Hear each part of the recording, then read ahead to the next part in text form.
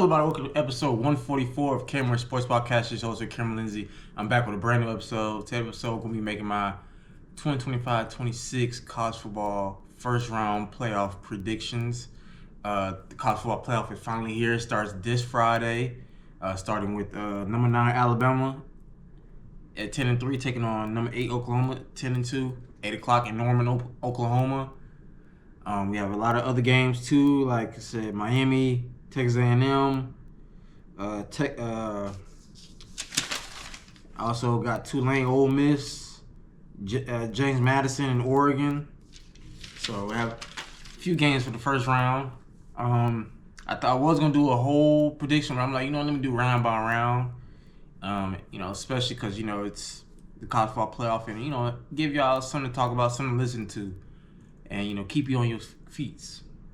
So let's get right into it. But before I get into my game picks, I do want to say, a lot of people have, a lot of problems. I've seen videos of the podcast talking about the college football playoff and how they're mad that James Madison and Tulane are in, or that the group of 5 need their own playoff. That it's not the 12 best teams, and this person don't. I'll say this: I have no problem with the teams that made it, except for Alabama. I don't see how Alabama. I get it. You beat Vanderbilt, you beat Tennessee, but you got 3 losses. You got beat by a horrible Florida State loss early in the year. Since the committee does take early losses, especially even if it's week 1, because they put Miami in over Notre Dame. Alabama lost to a terrible, horrible Florida State team that we thought was good, but it turned out they just were one-hit wonders. They lost to Oklahoma at home, and they got blown out by Georgia. Granted, I think the committee, like I said, I forgot another team Alabama beat Georgia in the regular season. So I think because of them beating, if they would have lost to Georgia in the regular season and lost to them, of course, losing to them, they probably wouldn't be in. But I think to the fact that it's like, okay, well, they did split with Georgia 1-1. But they didn't move at all. Like, they stayed at 9. I'm just confused on how that's even possible. But it is what it is. People trying to downgrade conference championships. All this going on, this should change, that should change. Like, you're going to end up ruining college football saying that they should get rid of conference championships. They don't mean nothing. Yes, they do. But at the same time, there's no way a 8-5 Duke team should be in the playoff. You got 5 losses. They're not a good team. Granted, Virginia, what we thought was better than I think, but they didn't come to play. It happens in football. If you don't come to play, you're going to get beat. Even by a horrible team. That what happened to Alabama week 1 at Florida State. They got beat by a horrible team that they're better than. And it just, I don't get it. The only changes I would make to the playoff is I'll keep it 12. I don't think it needs to be more teams. 12, I think what Joel Klatt said before, the first really should be at-home games. Like, every team should have a chance to play at their home field. Like, the teams that got a first-round bye, I think, like I said, first round is home field, second round home field. Maybe the semifinals can be bowl games, and then that way the other ones can be New Year's Six bowl games. The teams that don't make the playoff can still play in those. So I'll have it something like that, like maybe the semifinal, or either 2 options. Either have it like that where the first and second round you can play at home, and then third semi is a neutral site or a bowl, like hosted by either the Peach Bowl, Rose Bowl, something like that. And then of course you got the national championship. That's also a neutral site. Or you could do all 3 rounds at home, so whatever the higher seeds at, they could play their home crowd, which that would be amazing if you get to play at home each round. Like, you're a school, you got a first round bye, you get to play at home, then the semifinal play at home. So that would be amazing to me. And I think they also need to change as far as like the off season. Like, I agree with like Joel Klatt and other podcasts that say we should move the transfer window We should move like coaching changes to after the season, the day after the national championship. The signing day, we should move all that for the day after the national championships. So that way, cool, the season's over. We crowned our champion. Now it's time for like to go to work. Coaches can get focused on recruiting, getting their team together. Like I said, now we got one signing day. We got one transfer portal window. So you ain't got to really worry about more than one so players leaving. So you can figure out who's staying, who's leaving. Recruit the high school kids you need to continue building your program. Get some transfers in if you want to fill any holes that you need to get ready for the next season. And then coaches, if you want to take like a coach, any coach that's like Lane Kiffin, if you want to leave this one school for a bigger job, you could do it after the national championship. So that way, somebody like Lane Kiffin can still coach his team. Cause like I just feel like those Ole Miss players deserved to have him coach them in the playoff. And I mean, it's been reported that some of them did want him to stay, but it is what it is.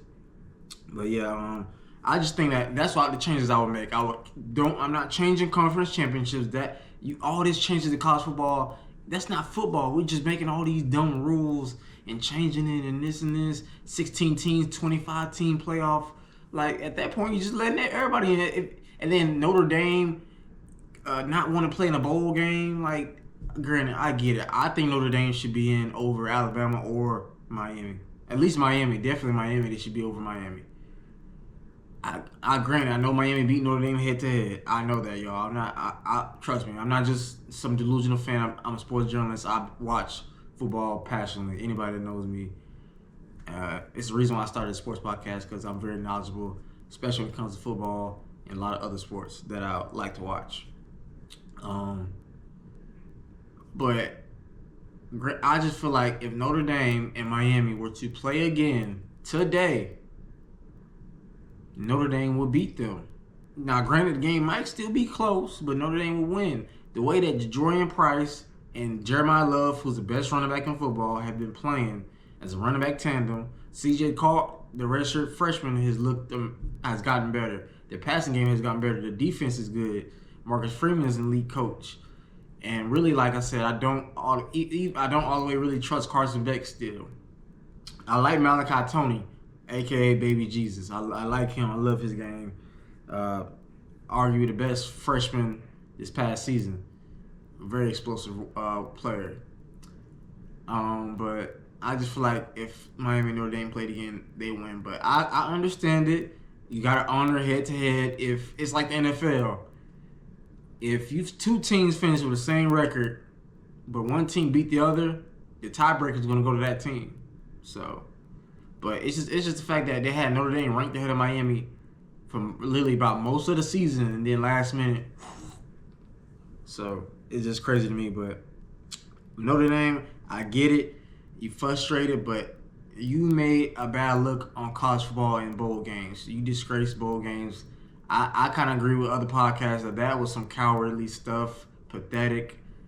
And I like Marcus Freeman. I respect Notre Dame, their program, but that was pathetic, especially like players that are seniors, players that may not be first-round picks that may need reps, more if it's more film right there. That's the last time they're going to put on a Notre Dame uniform. And it's like the parents not going to be able to come and see them play in a bowl game. Like come on. I just feel like that was a bad call by them. Or players that's young that could get film on to get ready for spring ball. That takes away from them. Like, come on. And plus, I feel like maybe this could be a life lesson to Notre Dame. Like, think like, maybe we should join a conference. Like, one thing I don't get is how is your basketball programs is in a conference like the men's and women's in the ACC, but the football, like that 1 year during COVID, they joined the ACC. Like, if I'm Notre Dame, I'll join the conference, join the ACC or the Big Ten. You'll get in. If they was in the Big Ten or ACC with this record, they would get in. But it is what it is. I just feel like that was cowardly. They're making bowl games look bad. That's gonna make the NCAA like, well, and schools like Notre Dame and Iowa State and all these other schools optioning out of bowl games, they're gonna get to the point where they're gonna get rid of a lot of bowl games to where teams who finish 6-6, that's not gonna be enough. They're not gonna get to a bowl game, so they just gonna only have the playoff, and obviously everybody can't get in the playoff. And then if they only have playoffs, then they're gonna complain about it's only 12 teams. It needs to be more. Then they're gonna move it to 25 or maybe like 60 something like the NCAA men's and women's tournament, which is ridiculous to even consider doing that for football. But yeah, that's just my thoughts. Like what's going on? Like people unhappy about the college football playoff. The committee's decision to put 2 Group of 5 teams in, James Madison, Tulane, over schools like my Notre Dame, Texas, Vanderbilt. So, and putting Alabama in and Miami over those schools. But it is what it is. Let me get into my predictions with the first game. Like I said, this Friday at 8:00 in Norman, Oklahoma, a rematch from the regular season. Alabama at 10-3, not ranked 9th. Taking on Oklahoma 8, 10-2. Like I said, this is a rematch. Oklahoma defeated Alabama in the regular season, Week 10, 23-21. In that game, John Mateer, the Oklahoma quarterback, went 15-23, 138 yards passing. Oklahoma only had like 34 rushing yards in that game and 212 total yards of offense. So it's like they pretty much won that game in spite of their offense really not being that explosive. Like they had a couple explosive plays, but their defense really won them that game. Shout out to Brent Venable, Oklahoma's head coach.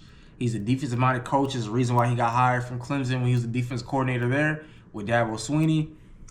That Oklahoma defense is legit. They did a great job getting pressure on Ty Simpson, stopping their run, getting pressure on him, doing a good job on Ryan Williams or Giamatti Bernard.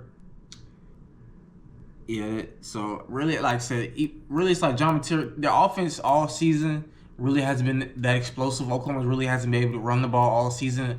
Really, it's been John Mateer using his legs. But it's like really Oklahoma's like they're the team, like they'll keep it low scoring, and then they'll get a big play or two and boom, win the game. So that's what helped them win that game in Tuscaloosa. Now I thought Alabama was gonna win this game. I'm not gonna lie. I was picking Alabama to win this game with Oklahoma, but like I said, they did a great job defensively stopping, getting pressure on Ty Simpson, making him turn the ball over. Great job. And like I said, Ty Simpson in this game, he went 28 of 42, 326 yards, a touchdown, and an interception. Alabama had 406 total yards of offense, but they had 3 turnovers. Like I said, Oklahoma did a great job. They even had a pick 6 in this game against Alabama. So again, the defense was the MVP, not really their offense. Like I said, John Mateer was really a big factor. They had no running game. They only had a little bit over 200 yards of total offense. So now knowing that, like I said, it's a rematch. It's already hard to beat a team twice, and I had time to think, and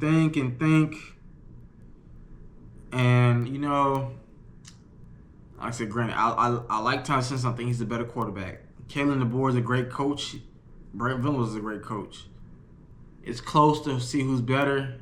Like I said, Brent Venables has been in the ACC a little bit longer. Kalen DeBoer has been in the national championship a few years ago. Knowing that, I feel like this game can go either way, especially in the rematch. But I feel like, especially with it being in Norman, I'm gonna have to go Oklahoma slightly over Alabama. I almost was about to say Alabama, y'all. But I feel like they might find a way to win. But I just feel like with that offense, them being soft, not being able to really run the ball, they're gonna be missing a key player on defense. So I don't know if they're gonna be able to get Ryan Williams the ball because the offensive line has been bad most of this season. So I'm going Oklahoma in a close one. Probably let's say Oklahoma 26, Alabama. Alabama 23. 26-23, Oklahoma over Alabama. I think it'll be no, I'm gonna say 24, 26-23, Oklahoma over Alabama. And of course, the winner of this game will go on to face the number 1 overall seed, the Indiana Hoosiers at 13-0 in round 2. Next game Saturday, 12 at noon. We got 10th ranked Miami at 10-2 taking on number 7th ranked Texas A&M at 11-1. Carson Beck on the season has 3,072 passing yards, 25 touchdowns, 10 interceptions. Freshman wide receiver Malachi Tony leads the team in catches 84, with yards 970, and he has 7 touchdown catches.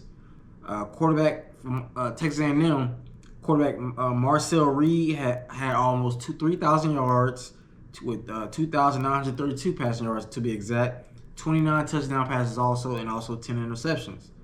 The wide receiver KC Conception had 57 catches, 886 yards, and 9 touchdowns.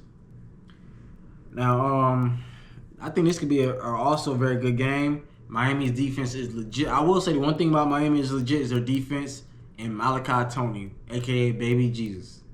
That man is explosive with the ball in his hands.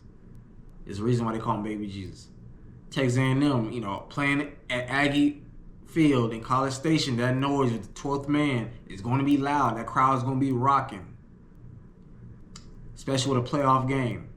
Can Miami handle that noise going on the road in a hostile environment, in an SEC environment?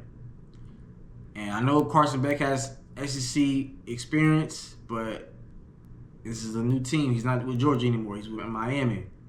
And I don't know if I completely trust him, but I think this could be a good game. Granted, him and Marcel Reed almost have identical stats. Carson Beck has him a little bit in yards, but as far as touchdown passes and interceptions, they're both exact 25 and 10. So they both teams really not that strong in front as far as running the ball with the running backs. Receivers are about the same. Malachi Tony, KC Conception. But I'm going to go with Texas A&M. I just think the home field advantage. I think Texas A&M is going to be motivated. They're losing that last game to Texas, missing out on the SEC championship. They should have been playing the SEC championship. They folded and let Alabama end up getting in.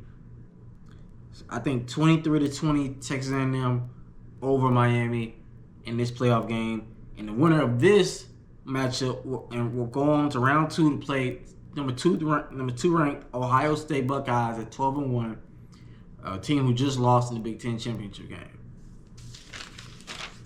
Next up, we got 11th ranked Tulane, 11-2, going to Oxford, Mississippi, to face the Ole Miss Rebels, 6th ranked at 11-1, Saturday 3:30.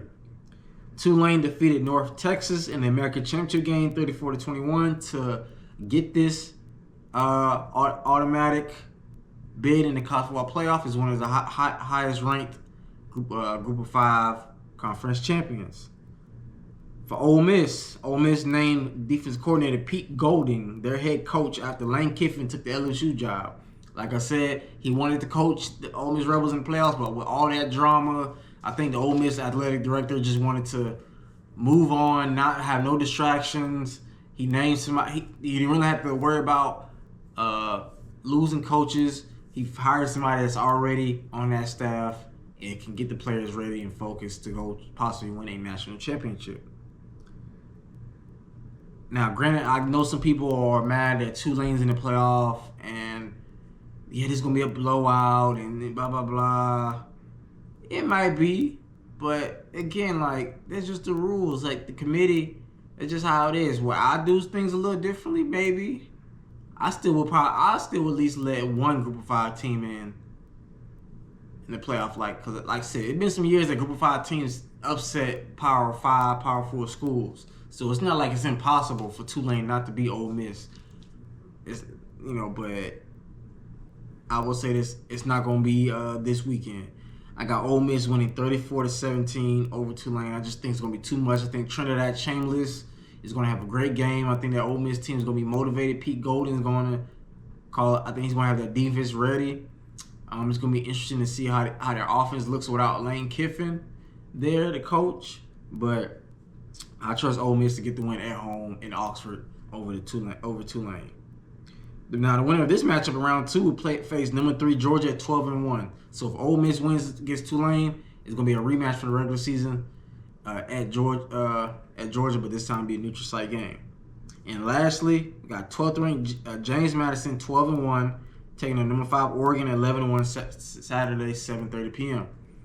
James Madison defeated Troy 31-14 in the Sun Belt Championship game to get this bid as one of the higher ranked Group of 5 champions. So, like I said again, we got 2 Group of 5 schools, both from different conferences, from the American and the Sun Belt, making the college football playoff. Now, James Madison is a great school. Like I said, ever since they became FBS a couple years ago, they've been pretty solid, especially this year. Their head coach got hired somewhere else, but he's coaching them for this playoff just like Tulane coaches before he moves on. But with that being said, I just think, like I said, Oregon is just way too much. Dante Moore, Dan Lanning, DeCorian Moore, Mateo Ungale coming off the edge, most likely probably will be a first-round pick in next year's draft in 2026. Like I said, in that running game with Oregon, so I just think it's going to be way too much for James Madison. Maybe they'll put up a fight the first quarter or so. I think Oregon's going to roll with this game and win 49-10. I got the Ducks over Madison. And the winner of this matchup, we're going around 2 to face 4th-ranked Texas Tech Red Raiders. So I think Oregon facing Texas Tech will be a very interesting matchup in the second round. But, yeah, those are my picks for the first round. Like I said, I got Oklahoma over Alabama. I got Texas A&M over Miami. I got Ole Miss over Tulane and Oregon over James Madison. Let me know in the comments what y'all think. Who y'all picked? Do y'all agree with the format? What team should have made? Do you think Miami deserved to be over Notre Dame? Do you think Alabama deserves to be in? Why or why not? Do you agree with Notre Dame's decision to not play in the bowl game? Like I said, me personally, I just think it was a weak move. I understand you don't make it, but it's kind of a slap in the face to college football and NCAA that you don't respect bowl games if you're not playing in the playoff. But yeah, those are my first round predictions for this year's college football playoff. If you want to touch down with Cam, make sure to like, comment, subscribe, follow me on social medias regarding Cam Sports Podcast.